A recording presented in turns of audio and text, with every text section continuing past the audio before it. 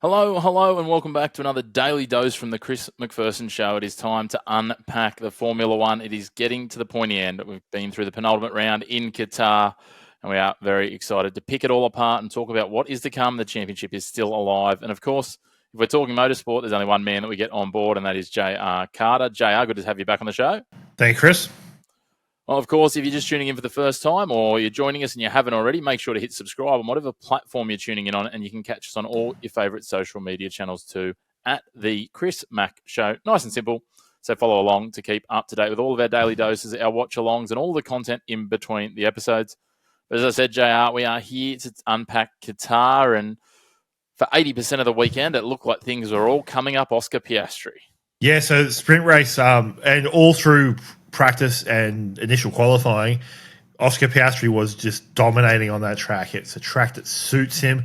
The car seems to just be coming together, like with the slight lift from the plank of last week, which we unfortunately came to light after we'd already gone to record. The car was just performing the way Oscar likes that car to perform. And then tragedy struck him. McLaren just decided, you know what? Here's me riding along my bike. Here's a large stick. I'm going to put that in the spoke. Yeah, it was an interesting one. We saw the crash that involved Nico Hulkenberg and Pierre Gasly from memory. All of a sudden, the safety car comes out after 6 or 7 laps, and we're now in a situation all of a sudden where we have everyone going to the pits because it's an early safety car. We needed a 2-stop. But for some reason, McLaren decided not to in peculiar fashion. And again, I'm sure people are going to say we're conspiracy theorists, but the only thing I can work it out is it benefited Lando over Oscar, but not over Max Verstappen, who ended up going on, as we'll talk about, to win this race and extend to the longest streak of podiums for this season, eclipsing Oscar's 8 earlier in the season and going to 9 races in a row where he's claimed a podium. So it narrowed the gap on top of that disqualification you talked about, and it just... I can't see any real logic where McLaren can argue that they were thinking this through. Yeah, so like it really was like just an uneducated decisions. The only way to describe it. Like they sort of have argued that they were trying to give themselves flexibility for like if another safety car happened. At that point, like because of the way the races are already forming into a procession at that point, the chances of an additional safety car just got slimmer and slimmer and slimmer as the race went on. Like, and all the other teams like sort of went like, you know what, this is inside the pit window. So like, if we pit this lap, we can do 25 and 25, and then we're good. Like we have a prescribed strategy at that point, and it's eliminated variabilities out of the race as opposed to added. Yeah, it was very bizarre. It just, as you said, it made it to a situation where there was no real strategy outside of maybe jagging another safety car at the right time very late in the race. But even then, when they end up making their pits, it excluded that as well. And it just meant that, Oscar was chasing it proverbially. Max was essentially handed the win. And, it looked like it was going to come down to being a very tight, race heading. It looked like it was going to be 10 points as well between Lando and Max until, for some reason, Kimi Antonelli just decided to do his Sunday driving best and let Lando through, and that was a bit of a peculiar one, just to add some salt into the wounds for not only Oscar but maybe for Max as well. Yeah, like it was sort of unusual. Like Kimi had been running a really good race at that point too. Like he'd held Lando up for quite a few laps, which was working in Oscar and Max's favour. But then he just dipped a wheel off, and then slowed right down, and Lando just flew past him. Yeah, Max Verstappen wasn't real impressed when he got told over the radio. He was kind of a little perplexed, and you can understand why, because 2 points is a pretty significant margin when we have a look at the permutations a little bit later on. But while we're talking about people that, maybe made some peculiar decisions or have been driving peculiarly, no, we're not talking about Lance Stroll. We're talking about Lewis Hamilton. As Lewis just checked out at Ferrari, I think, to be fair, I think some of their race engineers have checked out based on some of the comms that we're seeing on a regular basis, but Lewis just seems disinterested. Lewis is disinterested because no one at Ferrari is actually genuinely interested in Lewis Hamilton being there. Like it's becoming clearer and clearer that like he is just an employee and nothing else. Like he has zero sway into the strategy, has zero sway into how the car's been developed by the feel of it, and they're just not listening to Lewis Hamilton. And like Lewis Hamilton is a 7-time world championship. He has some very important insight, particularly in the turbo hybrid cars. Like, I think he's been really hard done by. I think the decision for him to go to Ferrari has been probably, it'd be very similar to like the quality of decisions such as Michael Jordan going to minor league baseball. It's that kind of decision where it's like it just hasn't worked out how he sort of planned. I love that you're comparing, an elite athlete at the top of his sport changing teams to an elite athlete changing sports. Okay, but anyway, that basically sums it up, and it'll be interesting to see what that looks like as we go forward. One person who was at the other end of things was Carlos Sainz getting his second podium for Williams, which now means that he now has more podiums, or he has both the podiums for his team for this season. But he's now nipping at the heels of his teammate Alexander Albon. Albon started the season, remembering, with I think 7 from 8 points finishes, and looked like he was turning the corner of his career. But all of a sudden, Carlos is coming back with a wet sail in recent weeks. He finished 5th last race in Vegas. We know he loves that Vegas track. 3rd here, and he's surging home. I think he finished 8th in the sprint race as well. He did. And like Carlos brought the energy to the podium that it desperately needed too, where he Oscar was not sort of super happy to be there. Max was like, this has happened. Like, I think Max was a little perplexed that he had won that race, whereas Carlos was just happy to be there. It was like just beaming with energy.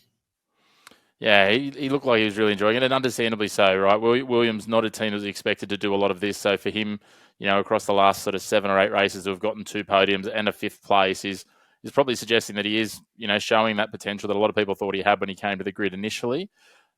In that, obviously, we talked about it. Lando got up to 4th, didn't make the podium. Antonelli in 5th, Russell in 6th. So it was a lot of the teams that you're sort of expecting to be there. It does, however, as we said, shape things as we head into Abu Dhabi now. Max now pulls level with Oscar and Lando on wins. Everyone is on 7 wins, which is a key factor, as we'll talk about in a moment. But the title race now, 16 points separates the 3 of them after this weekend's result. Noting, where the points sit, it's going to get red hot as we head into Abu Dhabi, but still much in Lando's control. Realistically, he should be the one holding, pardon the pun, the steering wheel on this title. He should be, and this is the first time since 2010 we've gone in with more than 2 contenders into a final round as well. So, like, it's going to be some very exciting racing. You'd like to think that Lando does, in fact, have 2 hands on the trophy at this point, like where he does, like he just needs to finish in that top 3 and he takes it on. But at the same time, I think he's got 2 hands on the bottle, like because of the way McLaren have been behaving. It's like, and the way team order's gone, and also how the car is performing now that they are no longer running an illegal plank. I think there's a high chance we see the 5-time. Yeah, it's certainly an interesting one from that point of view, isn't it? And we've seen all of the peculiar and curious decisions. As you said, we didn't quite touch on it because it hadn't been announced as we recorded. We recorded right after the Las Vegas race last week.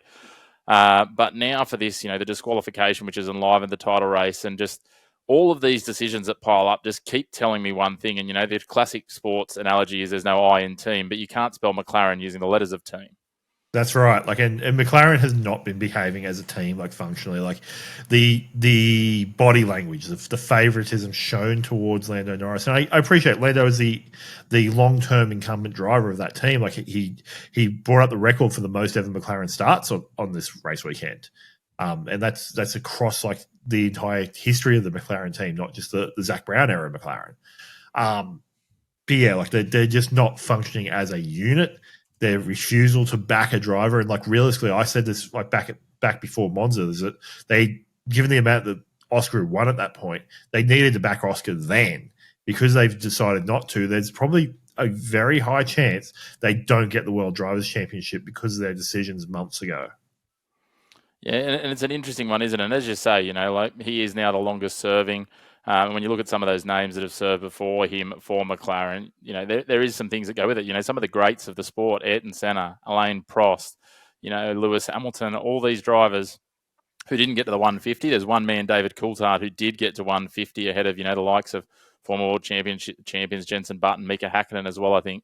But Coulthard sits at 150 now, Lando at 151. But longevity only gets you so far, and we saw at the start of the season when it was a bit more even, and now again, it appears that Oscar's got a little bit more pace, and I think Lando epitomised that bottle, as you called it, and the English love that word. At the start, again, he just proverbially shit the bed at the start, and Max went flying by again. And that's probably realistically, when you have a look at it all, why he sat back as far as he did in the end. So it's an interesting space as we look forward. But as I said, it does mean that essentially if he finishes on the podium, allowing they don't get disqualified again, of course, because, hey, it's F1 and who knows what happens. We are up to, by my math, 6 disqualifications this year. But he would then finish as the champion, while for Max, he would need to win and have Lando finish 4th and then would win on a count back. Otherwise, he needs to actually close that gap overall and equalise the points. It could get quite mathematical if Max finishes 2nd and Lando finishes 6th or something like that. It's starting to get split hairs, the 1s and 2s and all those sorts of things. And then Oscar, obviously, he needs a win. He needs Max Max can finish anywhere if he wins, but he also needs Lando then to finish, I think, 5th or 6th to get it on count back. So there's so many permutations that are going to come into this. I can't wait. Undoubtedly, the coverage will have the live updates of the points just scrolling on your screen. But there's so many things. I know you've got some wonderful narratives you'd love to play out that involve, Yuki Tsunoda going kamikaze, but I don't know if we'll see that happen. Poor Yuki, he had a really great sprint qualifying, out-qualified Max Verstappen for the very first time, I believe. But just didn't capitalize on it. And if he'd been there as teammate car through that sprint, then maybe Max could have actually finished a little bit higher in the sprint as well. But I don't see Yuki sort of playing in as that teammate car. The real wild card in all this are probably the 2 Mercedes cars. If they can muscle their way into 2nd or 3rd place, or even grab a pole, they are probably going to be the major disruptor to this whole championship battle. Well, that's the piece, right? For Lando not to win, we need some others to finish on the podium outside of Oscar and Max, and that looks down to when you go through the year. And George Russell's obviously got a number of podiums. Kimi's been on the podium twice in the last 3 races, finished 5th in the last race. And then you have a look outside of that, Charles and Nico Hulkenberg, Isaac Hadjar, and Carlos Sainz are the only other ones. Lewis hasn't even been on the podium this year. I know he's had a couple of 4ths, but this is, when we're talking about the main races, I think he might have got a podium in one of the early sprint races. But he won one of those early sprint races. Yeah. So that's that was the race where they got disqualified, wasn't it? In the main race. Yes. Of course. But again, in terms of the main race podiums, it's a really small class this year, even with some of the weather and things that we've seen. So really interesting to see. In terms of the Constructors' Championship, though, Red Bull have all but secured. I think, they're 44 points clear of Ferrari. So barring a non-finish, and then actually, no, even 1st and 2nd, that won't quite get them there. They're 1 point clear of that happening. So they are locked into 3rd. It gets interesting, though, in the mid-pack. Racing Bulls have got 12 points over Aston Martin. So A points finish should be enough for them. And then Haas are another 7 points back, and Sauber are 5 points back. So 12 points between Aston Martin and Sauber, kick Sauber with those 3 teams. Might not seem like a lot, but that 7th, 8th, and 9th is some serious prize money differentials. Yeah, serious prize money, serious development sort of potential there as well, depending on where they end up finishing. I think Haas is probably the team to watch there, where Aston Martin, they have one, they're in the same position as Red Bull right now. They have one genuinely great driver in Fernando Alonso, the evergreen driver, and then they have the muppet that is Lance Stroll, that is just he's dragging the rest of the team down with him. It's not where Yuki's just not really participating.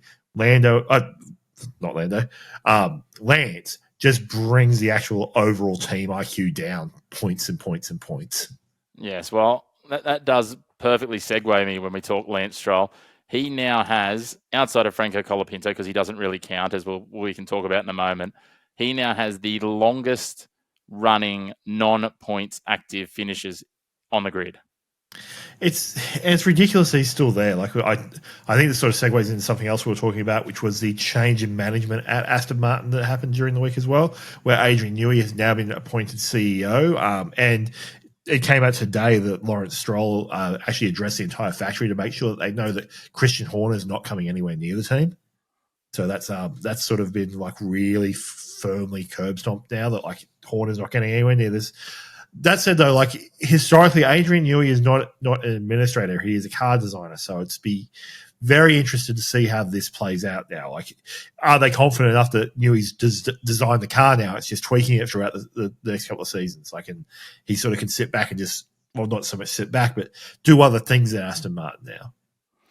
Yeah, it's certainly going to be interesting to see what Aston Martin can develop from here. As you said, it's going to be a whole new world, to quote the wonderful Aladdin film, when it comes to Adrian Newey and what he undertakes moving forward. So we'll wait and see what comes of it. One thing we know is that there'll be headlines, there'll be drama. There is lots to come out of Abu Dhabi, and we'll be back here next week, JR, to unpack it. So as always, a big thank you to you, and here's to seeing some absolute mayhem and drama, maybe gracing the track at Abu Dhabi next week. Yeah, look, the only thing that could sort of change this race to make it any more exciting is if Michael Massey was the race director. Well, then anything could be possible, anything at all. But hey, maybe that's the Australian bias that we need. But a big thank you to all of you for tuning in as always. Of course, if you haven't already, hit subscribe down below, hit the like button, get involved in the comments. Let us know who you think is going to take it out from here. I'm sure plenty of you are going to get in there too and let us know that we're biased Aussies, and we're here for that too. Don't worry about it. But of course, hit subscribe and follow along on our social media channels. But until next time, make sure you stay tuned into the channel. Lots coming, watch-alongs and Daily Dose episodes, and we'll be back next week with another recap of the F1 and the season that was. A big thank you for tuning in to your home, the black and white of sport. No grey opinions here.